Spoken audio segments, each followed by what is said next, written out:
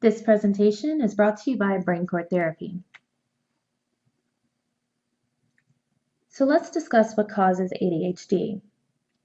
Attention deficit hyperactive disorder affects millions of children and adults every year, making it difficult for them to pay attention, participate in polite conversation, manage their time, keep track of important objects, meet deadlines, show up on time for work, and the list goes on.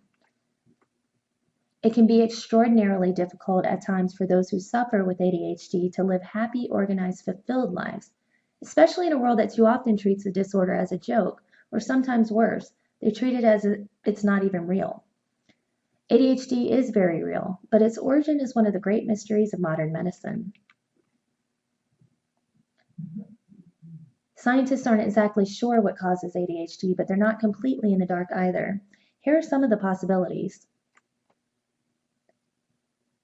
Genetics would probably be the most likely culprit for what causes ADHD. It's likely that people have suffered from the disorder since the advent of the human race, but have done so silently and with varying degrees of success. One theory states that ADHD was once an advantageous gene mutation that causes restlessness, a holdover from the days when human beings were nomadic hunter-gatherers and needed to cover long distances and constantly look for new places to settle and explore. In today's sedentary, repetitive, information-heavy lifestyle, ADHD has unfortunately become a distinct disadvantage.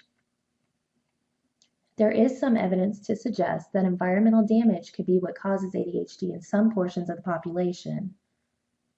An overabundance of lead in old paint, old gasoline, and plumbing parts have already been linked to the drastic spike in violent crime that America suffered through the 1980s and 90s.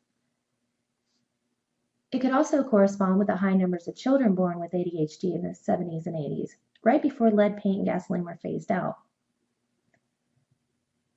People with ADHD are not, however, more violent than those without, so please don't misunderstand that. A woman who smokes and drinks while pregnant may also increase a fetus's likelihood of developing ADHD. There is no evidence to suggest that one can contract ADHD by eating certain foods, or that eating poorly is what causes ADHD. But there is evidence that some modern food additives like food coloring may make symptoms worse, especially hyperactivity. It is obvious that everyone who lives with the disorder has not suffered a traumatic brain injury, so that could be ruled out as a cause.